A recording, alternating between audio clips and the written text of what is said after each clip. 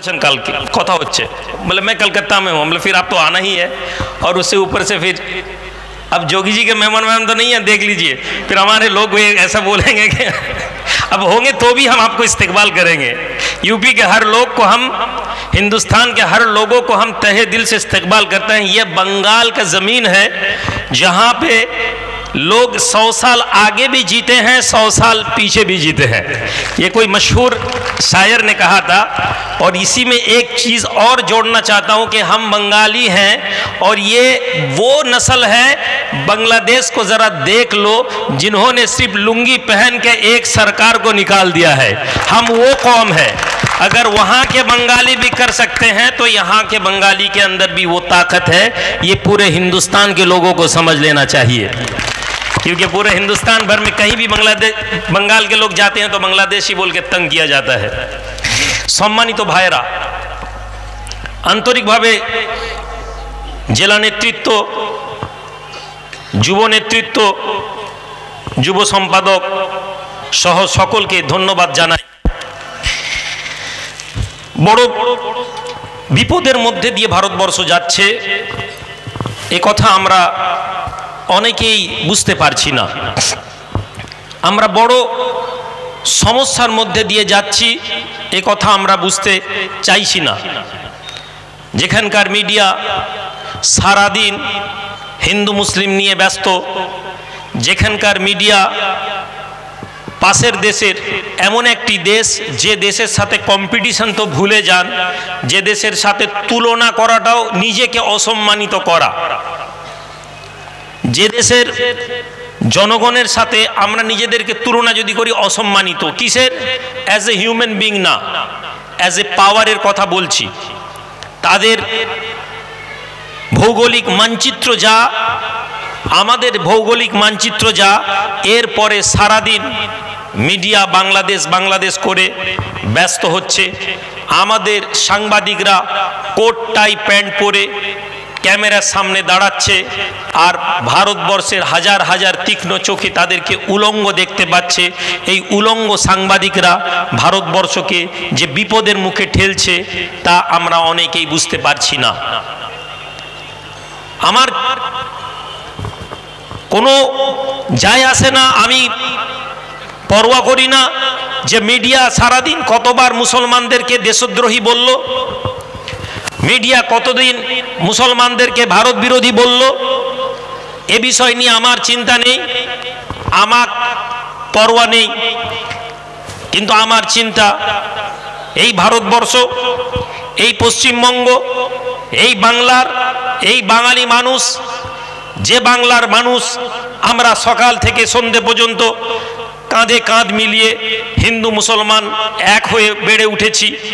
20 বছর আগেও যে ভারতবর্ষের চিত্র ছিল, যাকে শেষ করে দেওয়ার প্রচেষ্টা চালিয়ে যাচ্ছে, সেই প্রচেষ্টাকে প্রতিহত করার জন্য আমাদেরকে জাগতে হবে।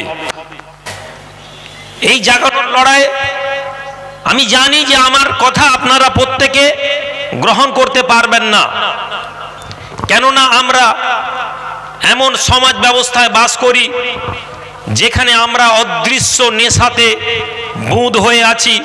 অদৃশ্য নেশা আমাদেরকে এমনভাবে নেশাগ্রস্ত করে রাখা হয়েছে যে নেশাতে আমরা যখন চোখ খুলব, হোঁশ আসবে, তখন আমরা দেখব আমাদের অস্তিত্ব বিপন্ন।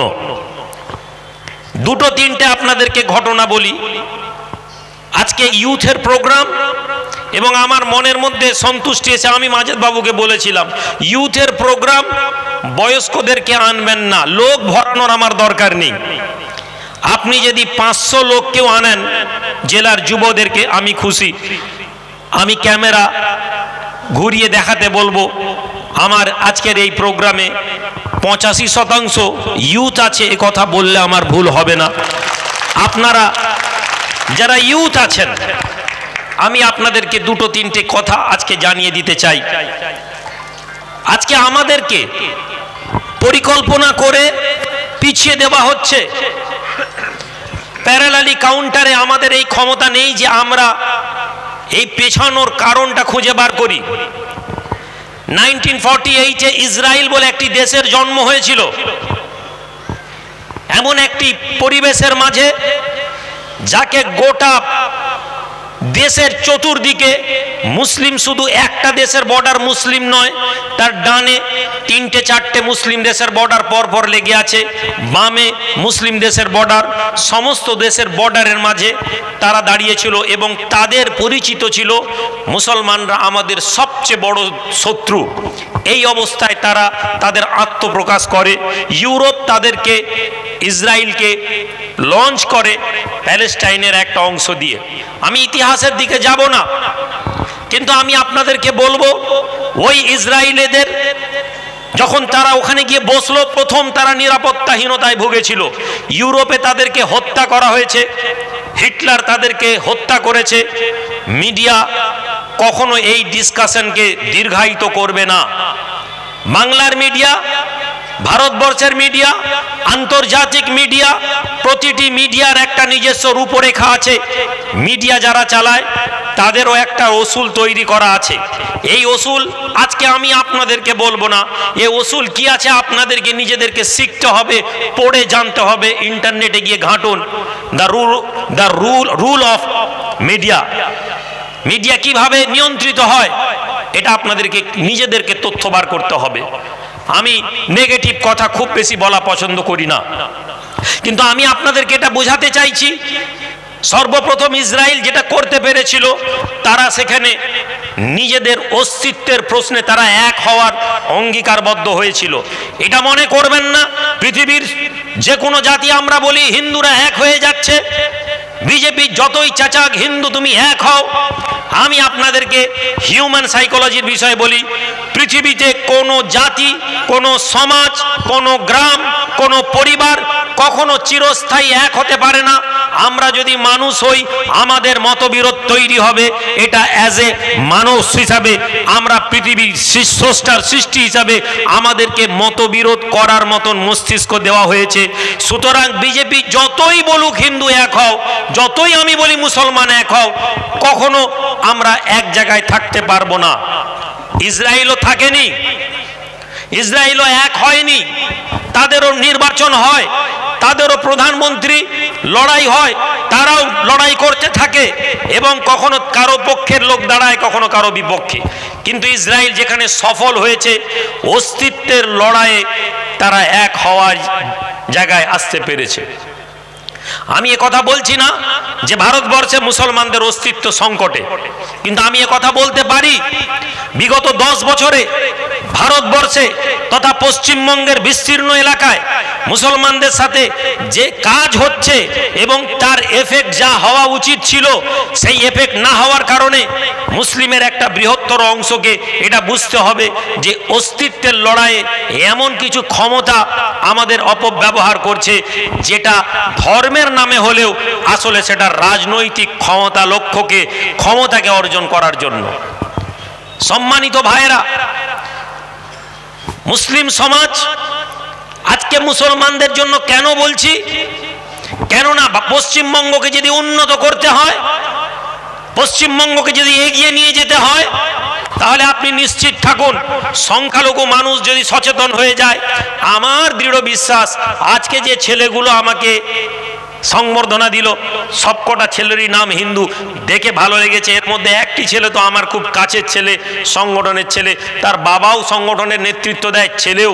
জেনে নিন, হিন্দু মানুষেরা আপনার থেকে আগে আমাকে গ্রহণ তখনই করবে যেদিন আপনি আমাকে গ্রহণ করে নেবেন, সেদিন হিন্দু মানুষদেরকে নিয়ে আপনি চিন্তা করবেন না।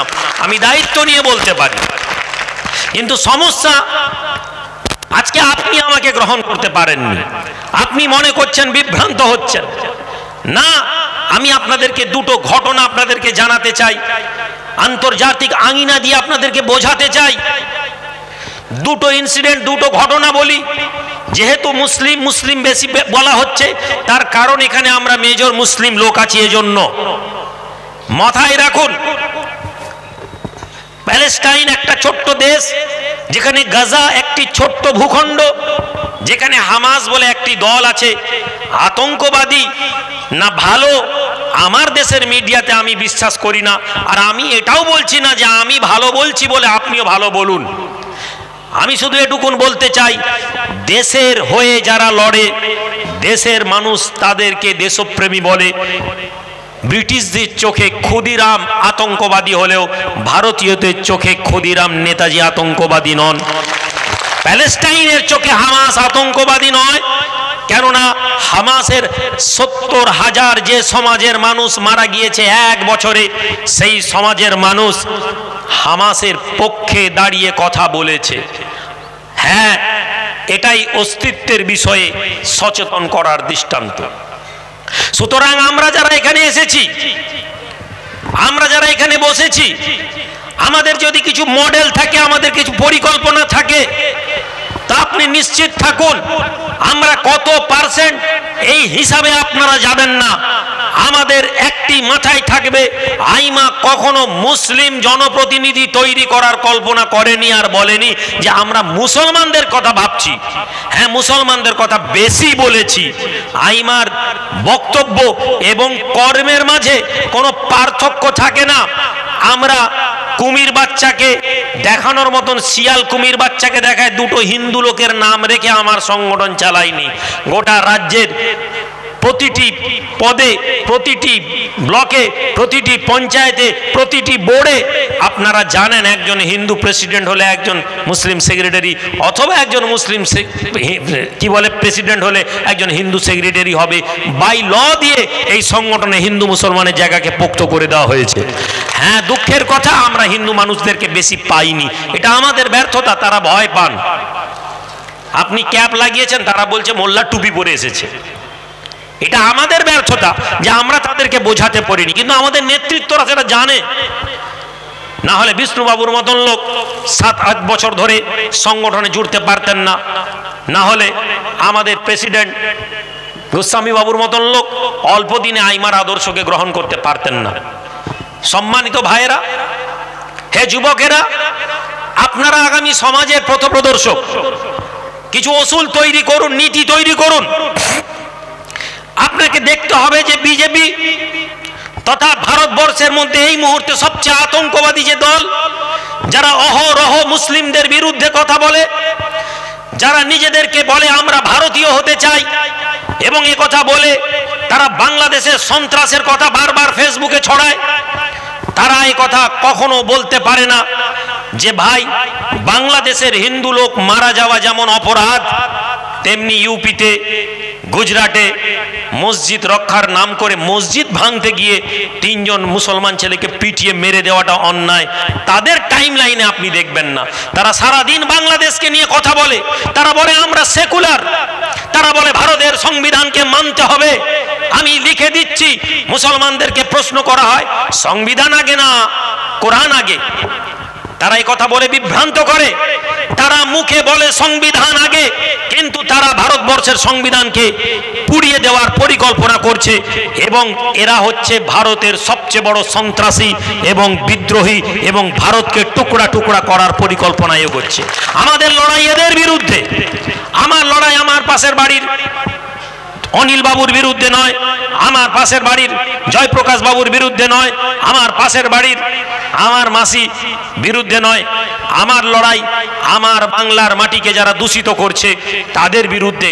আমার লড়াই আমার ভাইপো যে কিছুদিন আগে পর্যন্ত আমার সাথে আমার ঘরে এসে আমার ছেলের সাথে খেলতো, তাকে যখন জিজ্ঞেস করি কিরে খেলতে আসিসনি কেন, বলে কাকা নিষেধ করেছে। কেন? বলেছে মুসলমানদের ঘরে যাবি না। হ্যাঁ, এই প্রশ্নই আমার। তুমি ছোটবেলা থেকে মুসলমানদের সাথে বড় হয়েছো, আমি ছোটবেলা থেকে হিন্দুর সাথে বড় হয়েছি। আমারও ধর্ম সংকটে থাকেনি, তোমারও ধর্ম কখনো নষ্ট হয়নি। কিন্তু তুমি আজকে কিসের জন্য বলছো হিন্দু খতরে মে হ্যায়? তুমি যে হিন্দু খতরে মে হ্যায় এই শব্দটা বলছো, তুমি কি জানো তোমার বাঙালি হওয়ার অস্তিত্বকে নষ্ট করে দিচ্ছে একদল লোক, যারা তোমার অজান্তে ভোট বাক্সকে মজবুত করছে, আর একদিকে তোমাকে শুধু বলছে হিন্দু খতরে মে হ্যায়। সম্মানিত ভাইয়েরা, আমাদের লড়াই তাদের বিরুদ্ধে। আসুন তাদের বিরুদ্ধে লড়াই কিভাবে করা দরকার আমাদেরকে জানতে হবে। আগে পরিকল্পনা অনুযায়ী চলুন, রোল মডেল তৈরি করুন। আজ মুসলিম সমাজ আমি আলেম ওলামাদেরকে সম্মান করি, ইমামদেরকে সম্মান করি, মৌলানা সাহেবদেরকে সম্মান করি। সবচেয়ে ধোঁকা যদি এই জাতির লোকেদেরকে কেউ দিয়ে থাকে, এই ধর্মীয় লিডারদের একটা বৃহত্তর অংশ, যারা বারবার কথা বলে রাজনীতি বাবু ভালো জিনিস নয়, এসব রাজনীতি করো না। দীর্ঘদিন ধরে ধর্মের নামে পয়সা লুটনেওয়ালারা রাজনীতি থেকে যুব সমাজকে দূর করেছে। যদি তারা সফল হতো, হ্যাঁ রাজনীতি ভালো জিনিস না, আমরা রাজনীতি করব না, আপনার ঘরে আপনার মুরিদ, আপনার দলের মুসল্লি, আপনার দলের কি বলে দায়ী, সে গিয়ে তৃণমূল, সিপিএম, কংগ্রেসের মতন রাজনৈতিক দলেদের ঝান্ডা বইছে, আপনার ঘর থেকে, আপনার সমাজ থেকে যদি কেউ রাজনীতির কথা বলে, আপনি ওই লোকেদেরকে উত্তেজিত করে বলছেন বাবু রাজনীতি ভালো জিনিস না, তাহলে চিন্তা করার বিষয় আছে। আজ আপনারা যুবক রোল মডেল তৈরি করুন। আপনি দেখবেন সন্ত্রাসীদের মুখে, সাম্প্রদায়িকতার যারা বিষ বাষ্পে ভারতবর্ষকে পড়াচ্ছে, তাদের মুখে দুটো লোকের নাম, এক এপিজে আবুল কালাম, আর না হলে তারা বলবে মৌলানা আবুল কালাম আজাদ। এর বাইরে তারা কথা বলতে পারে না। তাদের মুখে কোনোদিন হামিদ আনসারীর নাম শুনবেন না। হ্যাঁ, সেই হামিদ আনসারী যার সাথে ধর্মের কোনো লেনদেন ছিল না, যেমন এপিজে আবুল কালামের সাথে ধর্মের কোনো লেনদেন নেই, তিনি মুসলমান নামে ছিলেন, কিন্তু হামিদ আনসারীর নাম এরা কেন নেয় না? কেননা হামিদ আনসারী বলেছিল বিজেপি সেফ নয়, বিজেপি ঠিক কাজ করছে না। এই কথা বলার জন্য হামিদ আনসারীকে তারা ভালো মুসলমান কোনোদিন দেখবে না। এপিজে আবুল কালাম যার সাথে কোনো ধর্মের সম্পর্ক নেই, তারা বলছে হলে এপিজে আবুল কালাম হও। কেন তারা এই কথা বলতে পারেনি? হলে শাহ ওলিউল্লাহ মুহাদ্দিস দেহলভী হও, এ কথা বলতে পারেনি কেন? তারা কেন বলেনি মুজাদ্দিদ আল ফেসানি হও? যারা ইংরেজদের বিরুদ্ধে লড়াই করেছিলেন, বালাকটের শহীদদের নাম তাদের মুখে আসবে না। যারা ইংরেজদের জন্য একদিনে 10,000 মুসলমান আলেমদেরকে যারা হত্যা করেছিল, তাদের একজনের নাম হবে না। আপনাকে জানতে হবে এরা কারা, আপনাকে বুঝতে হবে সমাজকে প্রতিরোধ করার জন্য কি প্রয়োজন। আজ ওয়াকফ নিয়ে মুসলমান সমাজ ভীত, সন্ত্রস্ত। আজ ওয়াকফ নিয়ে ভয় পাচ্ছি আমরা, কি হবে কি হবে কি হবে। আমাদের ওয়াকফের বিষয়ে আমরা আজকে একটি কথা আপনাদেরকে বলে দিই, ওয়াকফ তো ছেড়ে দিন, মসজিদ খোঁড়া তো আপনি মনে করছেন যে সুপ্রিম কোর্ট রায় দিয়ে দিয়েছে, না, সুপ্রিম কোর্টের পূর্ণ জাজমেন্ট আপনি ভালোভাবে বোঝেননি। রায়ের মধ্যে ঘোষণা আছে, কিন্তু চাবিকাঠি কেন্দ্রকে দেওয়া আছে, সে কিছু পরামর্শ আছে, তার পুরো জাজমেন্টটা যদি বুঝতে পারি। এখানে আজকে ধামা চাপা দেওয়া হয়েছে, আগামী 1 মাস পরে ভোটের আগে আবার নতুন করে মসজিদের তলায় মন্দির খোঁজা শুরু হয়ে যাবে। কাউন্টার করুন, তাদেরকে প্রশ্ন করুন যে যারা আজকে মন্দিরের তলায়, মসজিদের তলায় মন্দির খুঁজে বেড়াচ্ছে, তাদেরকে প্রশ্ন করুন, চলো বিহারের বৌদ্ধ বিহার খোঁজা হোক, অন্যান্য মন্দিরগুলো বিহারের খোঁজা শুরু করা হোক, যেখানে হাজার হাজার বৌদ্ধ মঠকে ভেঙে চুরমার করে মন্দির বানানো হয়েছে, সেই মঠগুলো খোলাচল হোক। তারা এ বিষয়ে কথা বলবে না। সম্মানিত ভাইয়েরা, আমাদেরকে রাজনীতি সম্পর্কে সচেতন হতে হবে, ভোটের বিষয়ে আমাদেরকে সচেতন হতে হবে। স্বপ্ন দেখা শুরু করুন। আমি আপনাদেরকে একটি কথা আমি বলেছি, আমার জ্ঞান ক্ষুদ্র, সমাজের লোক আমাকে যদি মনে করে আমাকে উত্তেজিত করে ভোটে নামিয়ে দিবে, আমি ভোটে নামবো না। আমি লোকসভা ভোটে নামিনি, আমি বিধানসভা ভোটে নামিনি, আমি পঞ্চায়েত ভোটে নেমেছি। আপনারা ভেবেছিলেন আমি নামবো না? আপনারা মনে করছেন যে বিশেষ করে রাজনৈতিক দলের নেতৃত্বরা তারা মনে করে যে এরা মনে হয় শুধু হাওয়ায় কথা বলে। জি না, আমি হাওয়ায় কথা বলি না। আমি চাই না আমার এই জাতি ভুল বুঝুক। গত লোকসভা ভোটে তমলুক থেকে পূর্ব মেদিনীপুর জেলায় তৃণমূল হেরে যাবে, একথা আমরা বলেছিলাম, আমরা খবর দিয়েছিলাম, আমরা জানিয়েছিলাম। তৃণমূল মনে করেছিল 500 টাকা দিয়ে আর মসজিদের একটা করে ইমাম সাহেবদেরকে কিছু টাকা দিয়ে মনে হয় মুসলমান ভোটকে আমরা পকেটে করে নিয়েছি। তারা জানে না ওই ইমাম সাহেব তার বাপের কথা শুনেনি, ওই ইমাম সাহেব তার মাকে দেখেনি, সে সরকারকে দেখবে, এই ধারণা ঠিক না।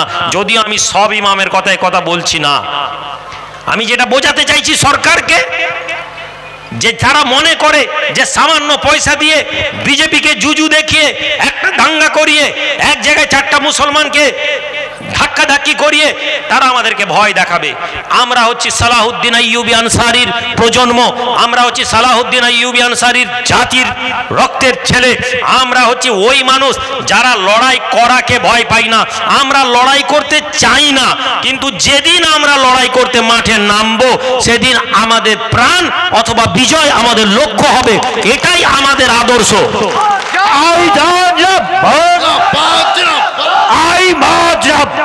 মাথায় রাখুন, মাগরিব হয়ে গেছে, আমরা নামাজ পড়বো, শেষ করে দিই। মাথায় রাখুন, মাথায় রাখুন, একটা লোক, একটা দল, একটা সমাজ মনে করছে মুসলমানরা বিজেপিকে ভয় পেয়েছে, আমরা মাইনরিটি ভোটকে কন্ট্রোল করে নিয়েছি।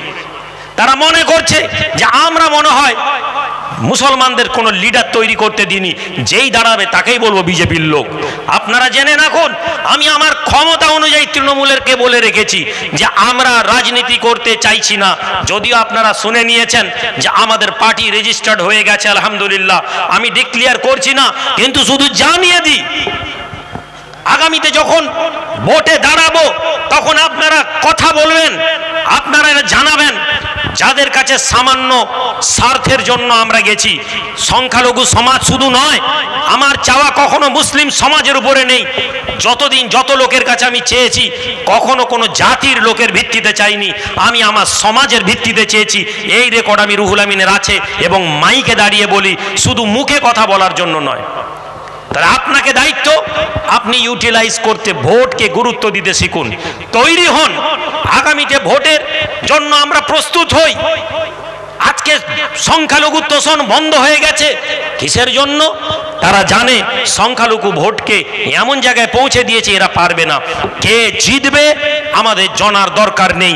যেদিন আমরা ভোটে দাঁড়াবো সেই দিন আমাদের প্রার্থীকে আমরা ভোট দেব, এই মানসিকতা নিজে জানুন।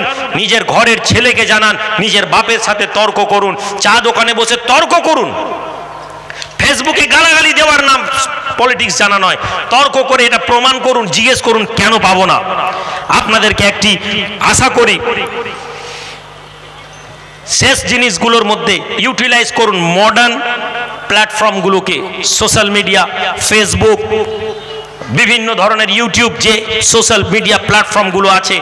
আবেদন করছি, সারাদিন টিকটক দেখে নিজের জীবনকে ধ্বংস করবেন না। সারাদিন ইউটিউব দেখে, ফেসবুক দেখে নিজের জীবনকে ধ্বংস করবেন না। ইউটিলাইজ করুন প্রপার সোশ্যাল মিডিয়ার। সোশ্যাল মিডিয়া আমরা ছাড়তে পারবো না, তাহলে কি পারবো? আমরা চেষ্টা করব সোশ্যাল মিডিয়ার মধ্যে আমাদের কাজ করার। রাস্তায় যদি কোনো অন্যায় দেখুন, লাইভ করুন, প্রশাসনের সাথে ডিল করুন, প্রশাসনিক ভবনে যান। এই সামনে আবাসন নিয়ে যে দুর্নীতি হয়েছে, আজকে জেলা থেকে আপনাদেরকে বার্তা দিতে চাই, যদি আবাসন দুর্নীতি আপনার এলাকায়, গরিব মানুষ, পাকা বাড়ি নেই, এমন লোকের বদলে দোতলা পাকা বাড়ির মালিক যদি ঘর পায়, রাস্তা নয় ভিডিও ঘেরাও করুন। এটা সংগঠনের নির্দেশ। আপনার ক্ষমতা অনুযায়ী আপনি ভিডিওগুলোকে ঘেরাও করুন, প্রশাসনিক দপ্তরকে চিঠি লিখুন, আর কৈফিয়ত চান। লাইভ করুন, কৈফিয়ত চান। জেনে নিন আপনার সমাজের একটা লোককে জেলে ভরবে, দুটো লোককে জেলে ভরবে। ইসরায়েলের বোম শেষ হয়ে গেছে, কিন্তু প্যালেস্টাইনের লড়াই শেষ করতে পারেনি তারা। আমেরিকা আফগানিস্তানে বোম শেষ করে ফেলেছে, কিন্তু আফগানিস্তানের লড়াইকে শেষ করতে পারেনি তারা। বিজেপি কাশ্মীরে রোলার চালিয়েছে, হত্যাযজ্ঞ চালিয়েছে বিভিন্নভাবে, কিন্তু জেনে নিন কাশ্মীরের লোকের লড়াইকে তারা শেষ করতে পারেনি। কাশ্মীর ভারতের অংশ ছিল, ভারতের অংশ আছে, ভারতের অংশ থাকবে। তারা 370 হাঁটিয়েছে, কিন্তু কাশ্মীরকে পায়নি। সুতরাং সংগ্রামের জন্য তৈরি হয়ে যান। তৃতীয় কথা, একটি বিষয় আপনাদেরকে আমি আবেদন করি, আজ আমাদের সবচেয়ে বড় সমস্যা ইন্টারফেথ আমাদের খুব দুর্বল হয়ে গেছে। আজকে যে জিনিস বিজেপি, যে জিনিস গদি মিডিয়া, যে জিনিস হোয়াটসঅ্যাপ ইউনিভার্সিটি করেছে, তারা ইন্টারফেথকে নষ্ট করে দিয়েছে। আর আমরাও একই জিনিস করেছি, চিৎকার দিয়ে নারে তাকবীর আল্লাহু আকবার বলেছি, করে দিয়ে আমরা বলছি ওরা জয় শ্রীরাম বললে আমরা তকবীর দেব না কেন? এইটা ওরা চায়, এটা আমরা বলি।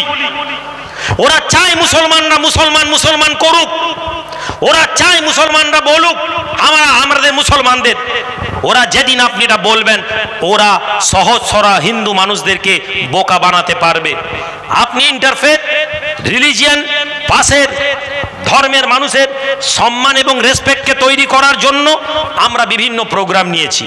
আমি জেলাতে পিঠে পুলি উৎসব আমরা করেছি, একটি নাম দিয়েছি পিঠে পরিচয়। শুনুন, আগেই বলেছি রাজনীতি করতে না জানলে রাজনীতি করবেন না।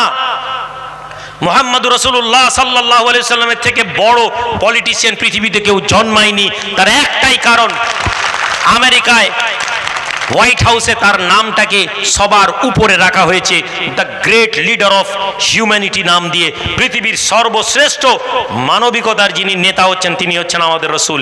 একথা আমেরিকা মেনেছে। তাদের সব খারাপ গুণ নেই, কিছু ভালো গুণও আছে।